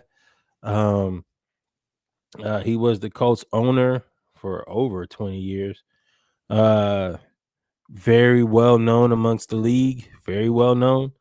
He now will pass ownership on to his 3 daughters, which I think is the silver lining of this entire story. This kind of caught me off guard because I didn't hear of any health complications that were like, I mean, bro, immediate. we just saw what happened with the former president. Stage 4 prostate cancer, and he get poked and prodded by doctors every couple of days. He ain't going far without a checkup. People, I think, at certain points in their life, just decide to kind of be able to, hey, this is my life. If I can't really change it, what am I telling you for? And I'm not against it. It's not really any of our business. I do want to take a moment here to shout out Carly, Ursay Gordon, Casey Foyt, and Kaylin Jackson, his daughters, who he's prepared and put in place. Of course, it is unfortunate anytime that the NFL family loses somebody, but I think that this is a massive opportunity for the NFL. You got multiple women in charge, and this is a blue blood organization. It's been around since literally its inception of football, and to be able to highlight and put these women at the forefront in a league that has not done really well with women, I think that if done properly, this is an excellent opportunity. Yeah, man. If it's speaking as who's the son whose father started a business, and they know football. Jim Irsay did it right. They know more than football. Jim Irsay put all three of his daughters in the business from the get-go. One did tickets, the other one did sales, another one was very in tune with the operation side of running a football team. And they all have another one did philanthropy. I'm sorry, not sales, raising money. Did philanthropy. So they all have their own niche. And they all have a chance to be owners. And I want to say it would be the first sisters that are majority owners of a football team in NFL history. And the thing is, they probably will run this organization better than most of the owners now because it's three heads with 30 years of experience and they're only 30 to 40, 25 to 40. So this is what you want. Talk about legacy. You can talk about Irsay and everything else that happened on his career. You know, that's just part of running a business and part of being rich. But one thing he did do is set up his daughters and leave a legacy that will impact generations upon generations, not only his family, but 53 men or 70 men plus staff for at least the next 50 to 100 years. And I'm gonna be crazy real. Y'all may or may not like what I have to say next. I think that this probably gets this organization to more stability and strategy that it's been using for sure, since Peyton Manning left. They've been searching for their way since Peyton left. Peyton was the guy. And I think these women are equipped. And I think that, Irsay was a big personality. But he was an owner with emotion. You can go back to the Matt Ryan situation, kind of see it pretty openly about what happened with Jeff Saturday. I don't think that situation goes down with these three women at the helm. I'm interested to see how they matriculate into the owners' meetings. I'm sure that one of them was there. I don't know if all of them will be there as a three-headed monster, but the tentacles, as you said before, the tentacles of the Irsay family will be all through the NFL because they impact so many different facets of the NFL. So that is fantastic. What else we got? How you feel about this? NFL players are now permitted to compete in the 2028 Olympics for flag football. I have thoughts. Go ahead. I don't think that this is as real of a thing as people want to make it to be. I don't think that at the end of the day that if you are anywhere between 22 to 28, probably 29, you can even legitimately have that conversation and it be realistic. I like the opportunity to play in the Olympics and play flag football, but I don't think that it's a wise decision. I don't think that's what you should do with your opportunity and your money. I think this should be a 30 plus. I think you should be looking at the Stephon Diggs, the OBJs of the world. Yeah, you can do it now. It's kind of what it is for you. But if I'm Justin Jefferson or Jamar Chase, don't hit my line for this. Well, already Justin Jefferson, Jamar Chase, and Tyreek Hill said that they want to do it. First off, before we even get to the players playing football, Why in the hell is flag football an Olympic sport? Flag football and football by itself is an American sport. American football is the reason they call it American football. There's no large football contingency around the world. That we've tried that. Y'all remember that? We tried that with NFL Europe. We tried that with NFL Africa. We've tried that over and over and over again. There's no, we do play football around the world, but there ain't no sub teams. So we just gonna send players out there to play flag football to just, I'm assuming, I may be ignorant. I don't know of any flag football leagues that are known around the world. I know they probably have teams, but not leagues. So we gonna be out there and just destroy these people for no reason. Let me give you a little bit of potential insight here. Number one, it's difficult to kind of play football, which means it's difficult to expose people to football, shoulder pads, helmet, pants, cleats, all of that. This makes the game more accessible to the world. All you need now is a football and some type of field. Football is, man, concussions and injuries and all of that makes it infinitely more dangerous. Also, you have so many more kids who are 7-on-7 warriors. I say it every week. You get to watch these guys play 7-on-7, and they get offers from playing 7-on-7, and there's just no pads involved. So it's safer. You can get more involvement, and you could spread this easier across the world than tackle football. So I get it. Cool. You gotta sell your sport, but right? You gotta sell the sport first. Don't nobody just start at the Olympics. Like, that's the highest year. You saw what happened with that. The whole fraud out there. A whole fraud. She was out there stretching, doing yoga, talking about breakdancing. But cool, I digress. Second of all, I don't think that NFL players should play. Have y'all not heard of Robert Edwards? Robert Edwards was on the same high school team as the Takeo Spikes. I may be aging myself. I don't care. Go back and look up Takeo Spikes playing at Auburn and then playing in the league. He is one of the hardest hitting linebackers of all time. Robert Edwards was his running mate in high school who played linebacker, but he was so fast that they changed him to running back at UGA. He was one of the teams that finally beat Spurrier after like 19 times. He was on that team.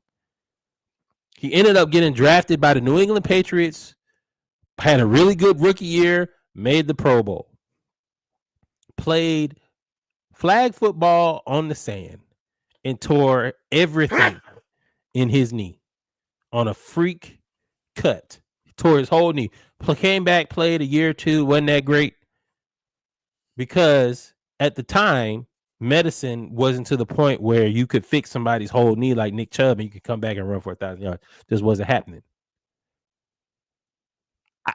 I see that happening with flag football, because the thing that makes football different from basketball and why you don't have so many of these soft tissue injuries in football that you have in basketball is because the amount of football that you can play in a year is normally limited to 17 to 20 weeks, 17 to 20 games.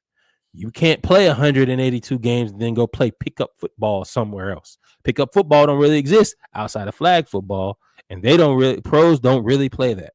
So now if you're going to add flag football and bring in the pros, they got to practice. They got to do something. So you're adding more stress onto the soft tissue injuries.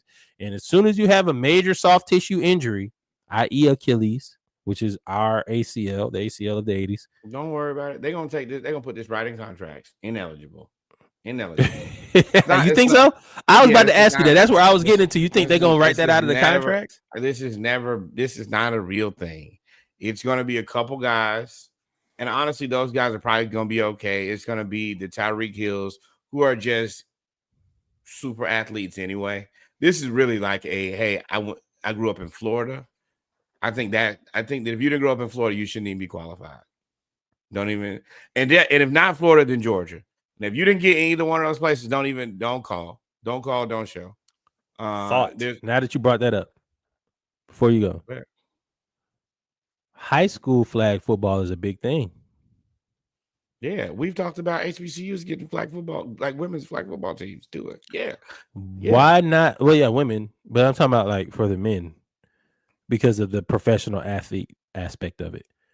I think you could probably get a few of these high school kids and maybe a few of the, some of these pro athletes, semi-pro flag football guys that came out and said the NFL players ain't gonna take our spot. First of all, you lying to yourself. But I actually disagree there. And you talking about Darnell Dossett, I think is his name. They call him Hoosh. But you're right. You're not a better quarterback in the sense, but I'm not sure if you're not a better flag football quarterback. The rules are different in flag football. Everybody doesn't play it that way. So I do think that they should be given a tryout. I think they should be given first right. And then, yes, if you can beat me, then put them on the bench. If you can't, then you don't play. It's that simple. Yeah, the way they play is different. But I mean, besides that, body type and athletic abilities plays a role eventually. I agree, but it's flag football is a lot different than regular football. And if you know how to manipulate the rules, then I don't care. I mean, I do care if you can run a 4.240 and when you just throw the ball down the field, go catch it. But at the quarterback position, I do think that knowing the rules and playing within the flag football rules does probably give you a pretty big head start. Because, I mean, playing quarterback, especially in flag football, yeah, I think that this guy probably has an advantage. And give him a shot. I'm okay with if you just like anything else, let him try out. You get cut, you get cut. But I don't think that Mason Rudolph is going to be I don't think that Mason Rudolph is a better flag football quarterback than this kid. No, I surely don't. I don't think pro football or call Desmond Ritter. He about to retire. I don't think pro football quarterbacks will be good without pro wide receivers. If you either got to go all in or just let the amateurs be the amateurs and go for it. It's going to be hard for you to put in a pro quarterback because he's going to expect you to be able to understand and run a route the way that he wants you to run it, or he's used to you running it. Which that part isn't to me the biggest issue. I think it's just because this is not also 7-on-7. This is flag football, which is different rules. I think that's where the quarterback position is probably a little bit, unless you're just gonna make it a track meet. And then at that point, you're gonna basically say, all right, well, I'm just gonna give you Tyreek Hill and I'm gonna have Patrick Mahomes throw the ball as far as he can. And you just gotta hope that, I mean, at that point, they're just gonna have dudes play quarters. And I'm just not gonna let him get behind me. And well then I'll give the ball to Saquon. And you have a good job with him and Bijan and Jared and Gibbs. You try to tackle them. Cool. No, y'all realize Saquon jumped over a 6'5" dude. Y'all remember that? Backwards. I mean, you're right. And I think now that part, I'm actually probably less on Saquon than Bijan because he's gonna be so hard to tackle in space. You're going to have to try to get the flags off of him. That means you have to put hands on him. We've seen NFL guys just fall down trying to touch him. And, yeah, that part, because you can manipulate your body. It's not like you're moving to not get tackled. You're moving so that this guy doesn't get my flags. I contort my body more aggressively in ways that I wouldn't be able to do if he's there to knock my face off. It's an ego trip, too. USA is going to win this for the first 10 Olympics for the next 40 years before somebody is like really good enough to knock us off. Yeah, and then them Japanese going to create flag football super soldiers, and they're going to be able to anyway, which way did he go? That way. Speaking of the Olympics, we got one more thing. Hey, we date ourselves a lot on this podcast, but Brett Favre, one of Brett Favre's favorite receivers was Sterling Sharp And then after him, it was Antonio Freeman. And Antonio Freeman was the bridge between Brett Favre and I believe, Brett Favre and Aaron Rodgers. No, Brett Favre. He was there for Brett Favre. Anyway, he was really good in the late 90s and early 2000s. His son, Alex Freeman, has now transitioned into the growing sport of soccer in America. He has gotten his first call up to the United States men's team. He's an outstanding athlete. This is a major milestone for his career. So we just wanted to give him a shout out at the end of the show. Hey man, more black folks playing soccer. Maybe that should be the new tagline: more blacks in soccer. Right. I don't know. But it's fire, man. Congratulations to him. Shout out to Antonio Freeman, one of the greatest coaches catches I've ever seen in the existence of football. Unbelievable. Shout out to you, Chris Dolby. Thing is, man, unbelievable. Number 2, more black soccer. Congratulations, Alex. More black U.S. soccer for sure. And yeah, this is a family of excellence. Yeah, get that check, bro. And then go be a national team player and play in the Olympics. We're gonna support that all day. And I got that Orlando Health jersey, so yeah, I've already been a fan. Outside of that, I think that is it, my brother. If we haven't missed anything, take us out. And I definitely haven't. Number 1, like, follow, subscribe, tell somebody else about the pod. Thank you guys for rocking with us. Concise 2-hour show, in and out. Outside of that, number one, no more black baseball and more black umpires. Shout out to my boy Dexter Kelly. Number 2, we're gonna test it out. Black soccer players. Shout out to Alex Freeman. Number three, and by far the most important, historically black college university. Your cousin went to, your auntie went to, your uncle went to, the person used to laugh and kiki in the back of church. Send some money to the historically black college universities. I think y'all know how important it is. Y'all watch the same news that I do.